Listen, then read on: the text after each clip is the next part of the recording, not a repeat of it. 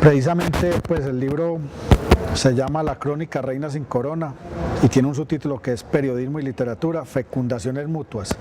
La idea es mostrar cómo el periodismo bien escrito, exactamente bien narrado, como es el periodismo de la crónica, está fecundado por la técnica literaria o por el discurso literario, sobre todo en la fundamentación de un estilo, en el uso de diálogos, en el uso de símiles, de metáforas inclusive, en el manejo de el perfil de personajes, en el manejo de la estructura dramática, en la reiteración permanente del paso del tiempo, en la elaboración de un texto que se pueda definir a partir de un comienzo, un argumento con cierto nivel de intriga y un desenlace y un final muy claros para el lector, totalmente coherentes. Entonces, para lograr eso el periodismo necesita de los recursos literarios propios de la literatura y sobre todo de la literatura de la literatura de ficción, especialmente de la novela del siglo XIX muy fundamentalmente. Pero al contrario, la novela necesita afinar la historia y la verosimilitud de los personajes que trata, de la puesta en escena de los argumentos y de los sucesos que narra, apelando al periodismo en cuanto a datos, cifras,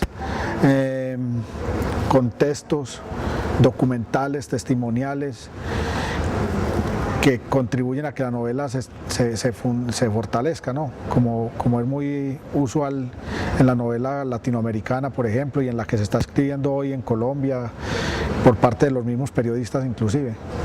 Entonces el aporte del periodismo, en este caso a la literatura, es más en la investigación que en la técnica de escritura. Sí, es sobre todo en el abordaje de los temas con estilo periodístico, o sea, a partir de herramientas fundamentales propias del trabajo periodístico, como son la entrevista, el contacto con personajes reales en contextos reales, sociales, la dosificación de la manera de contar, o sea, de los ritmos. El periodismo siempre está contando, pero fijando datos, haciendo la pausa y marcando el ritmo por la información, por los datos, por la ubicación de estos en coyunturas noticiosas, políticas, culturales, muy definidas. Y los periodistas o los novelistas, muchos hoy investigan como periodistas, o sea, hacen una etnografía propia del periodismo, inmersión, se juntan con los personajes de los que salen los personajes prototípicos de sus novelas, abordan los escenarios propios de la vida, donde los personajes de la novela luego van a vivir, van a expresar sentimientos, y todo eso lleva a que la novela de hoy sea una novela sobre todo realista, muy fundamentada, muy histórica, pues en ese sentido, refiere mucho o amplía la historia que el periodismo inclusive se quedó corto para contar, ¿cierto? Con las estructuras cerradas y propias de la noticia, por ejemplo.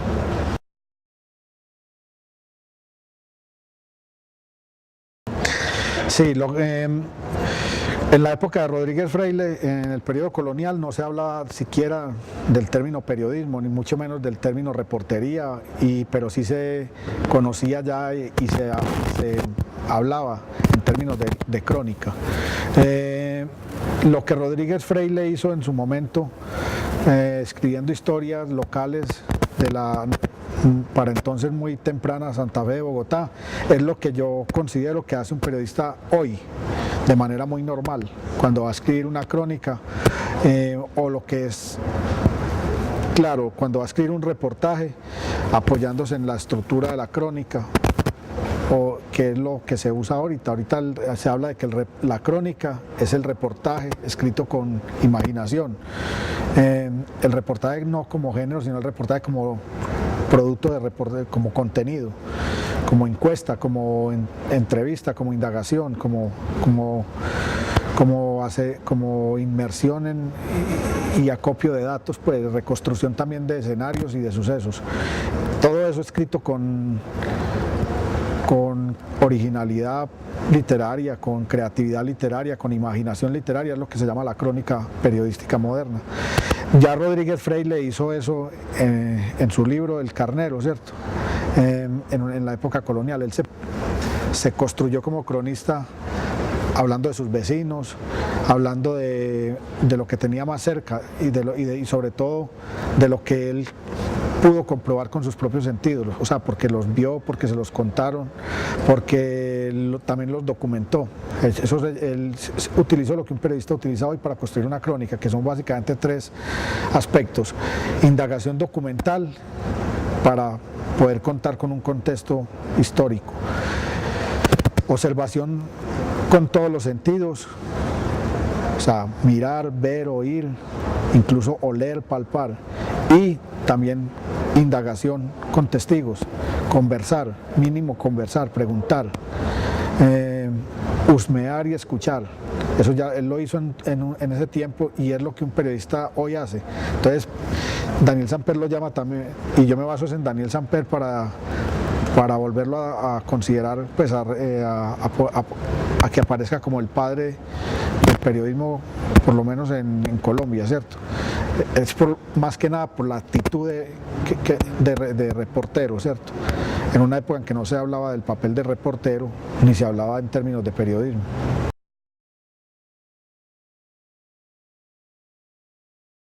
Sí, él es muy consciente de que lo que está haciendo no es novela, ni es poesía, sino esencialmente lo que para su época era la crónica. La crónica era historia, la historia era el primer borrador de la historia.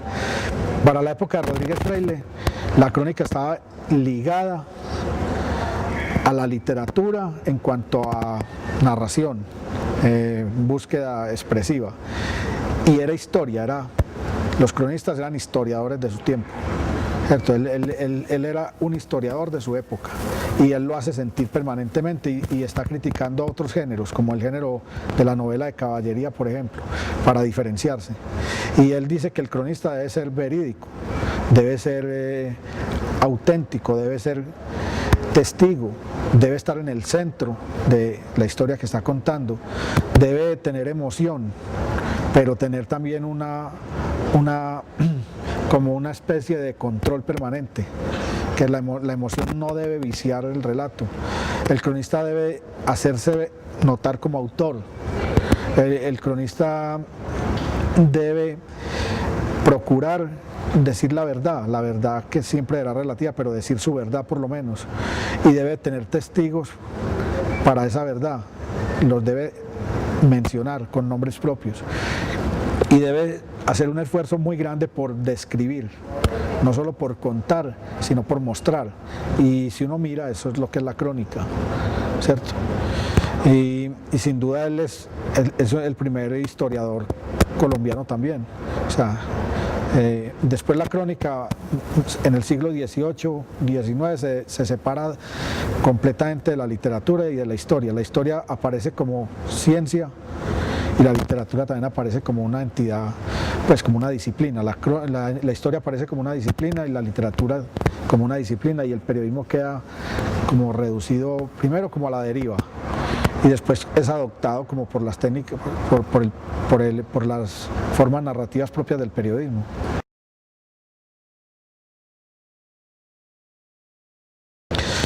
Como este libro habla de tres ríos o tres corrientes de un mismo manantial, entonces habla de la crónica histórica, como la de Rodríguez Freile, donde el cronista es antes que nada historiador.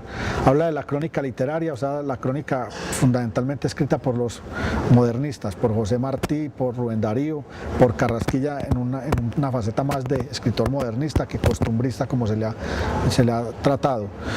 Y la crónica periodística, que es la crónica contemporánea, la del reportero, la que está basada en la reportería fundamental. La de Carrasquilla es la crónica entonces con visos, con estructura, con trabajo literario, con ambición literaria. Carrasquilla es importante verlo ahí porque igual que los modernistas como los que mencionamos, Rubén Darío, Martí, en fin,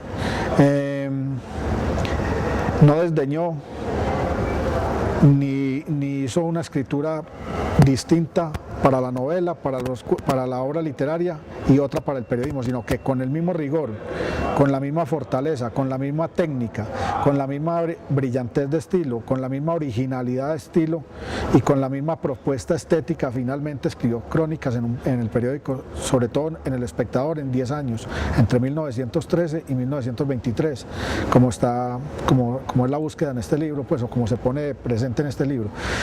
Y visto así, merece estar al nivel de los más importantes cronistas colombianos como Luis Tejada, que marcaron todo un hito en el estilo y ningún otro estudio lo ha visto de esa manera, pues preferiblemente él ha sido analizado como novelista y hay múltiples estudios, inclusive estudios doctorales nacionales y extranjeros sobre Carrasquilla novelista, Carrasquilla cuentista e inclusive Carrasquilla ensayista, pero casi nada, apenas pues menciones esporádicas de la vitalidad y de las virtudes estilísticas, sobre todo de Carrasquilla cronista, pese a que trabajaba por un sueldo, por un pago semanal. Nunca hizo un trabajo de menor mérito que el de su obra literaria, era del mismo nivel o es del mismo nivel y como tal sobrevive. Ahora, lo más importante de Carrasquilla cronista es que también en la crónica él deja pues la impronta de su estilo, inimitable, sin escuela. O sea, también Carrasquilla se agota magistralmente en sus crónicas, o sea, es tan depurado su estilo también en la crónica que no es como no está al nivel de una crónica como digamos muy popular, sino que sigue también un lector muy atento, un lector propio de Carrasquilla, ¿cierto? ¿Y por qué nunca fue valorado como periodista? No, pues siempre, yo creo que el impacto de sus novelas opacó todo lo demás, ¿cierto? Y yo creo que por la tradición misma que este libro entra pues a terciar en la discusión que hay, en la polémica que hay, también en la crítica que hay sobre la valoración de la crónica como género literario. Para el canon occidental, la crónica ha sido siempre una escritura menor, una escritura de segundo nivel. Y también para los estructuralistas y la academia estructuralista, que es la mayoría, la academia, los estudiosos de la literatura en Latinoamérica y mucho en Colombia son en su mayoría estructuralistas. Por lo tanto, están muy lejos de interesarse por la crónica y poco lo han hecho. Y cuando se han interesado por ella la han visto como una escritura menor, ¿cierto? Siempre la han visto como una escritura propia de escritores de sobrevivencia, como un trabajo de piso, un servicio militar que prestaron los escritores para sobrevivir antes de hacer sus grandes obras. Lo mismo me parece que pasa con Carrasquilla, que es la tradición occidental del análisis literario el que no valoró a Carrasquilla. Y este libro lo que pretende es eso, polemizar y mostrar que es muy cegatona ese tipo de academia y ese tipo de análisis, solo considerar a la novela como un género propio del canon, al cuento, a la poesía, al género dramático. Y ¿por qué no la crónica? Si ella también fue escrita por estos autores con la misma pasión, con la misma búsqueda de estilo y de estética que en sus obras pues novelísticas o que se consideran de verdad por estas academias y por estos teóricos como arte.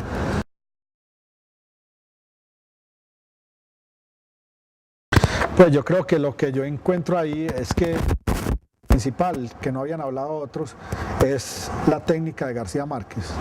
García Márquez es un cronista, como está planteado en ese capítulo, que es el cuarto, de recursos intercambiables.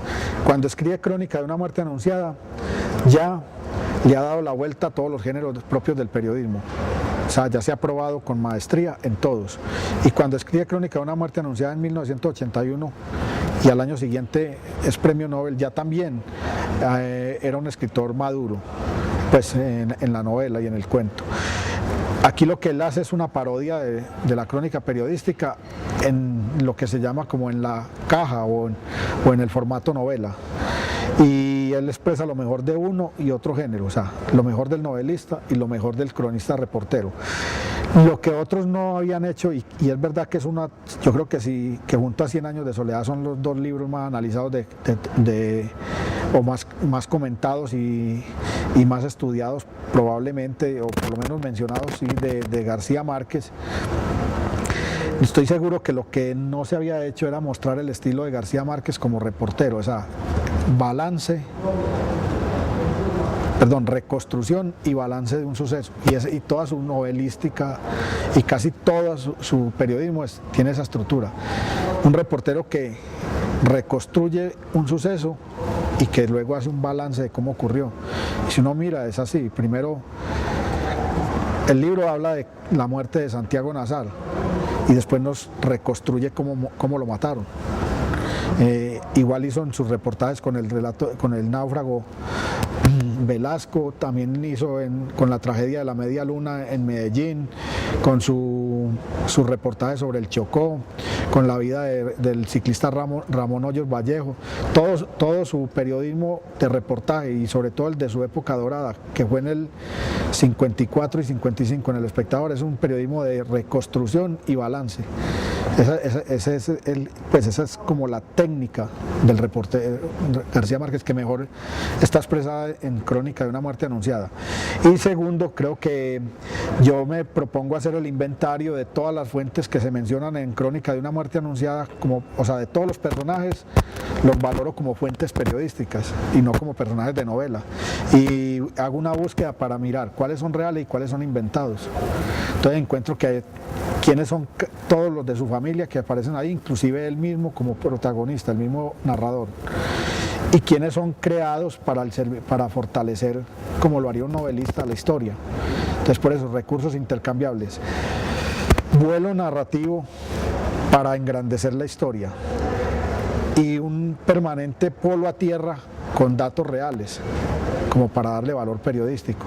Entonces, una combinación muy atrevida, muy temeraria de realidad y ficción, muy difícil de separar, prácticamente imposible, porque siempre, como se dice acá, el cronista está poseído por el fantasma del novelista, y como el libro se llama Periodismo y Literatura, Fecundaciones Mutuas, ese me parece que el mejor ejemplo donde las dos cosas se funden.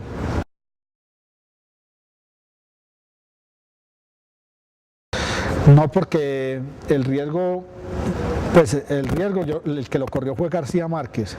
Él es el que para mí merecía estar ahí con ese libro, es porque él es el más arriesgado en la propuesta, él es el que más arriesgó. Y en sus reportajes, inclusive como Caracas sin agua, él fue el que más arriesgó en esa cosa de fecundar periodismo y literatura. Y entonces, precisamente, en ese sentido, no hay otro autor que esté, pues hay otros autores que están en la misma onda, como Tomás Eloy Martínez, pero el que más arriesgó para mí es García Márquez, ¿cierto? A costa de todo. O sea, finalmente este es un libro que podría ser más que nada, es un experimento. Y por eso merece considerarse, pues especialmente en este libro, para mirar hasta dónde se podría incluso llegar y hasta dónde es temerario llegar, y la advertencia está por todo lado. Ahora, se pudo haber analizado Relato de un náufrago o otras piezas periodísticas de García Márquez donde no se falsea la realidad en aras de la estructura, pero no era la idea, ¿cierto?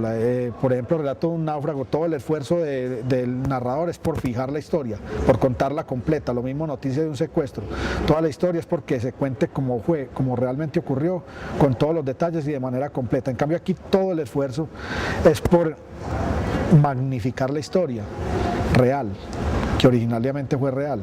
Para eso no era posible hacerlo solo con la historia noticiosa, había que acudir a las enormes posibilidades del relato de ficción para fijarla en la memoria de la gente, ¿cierto?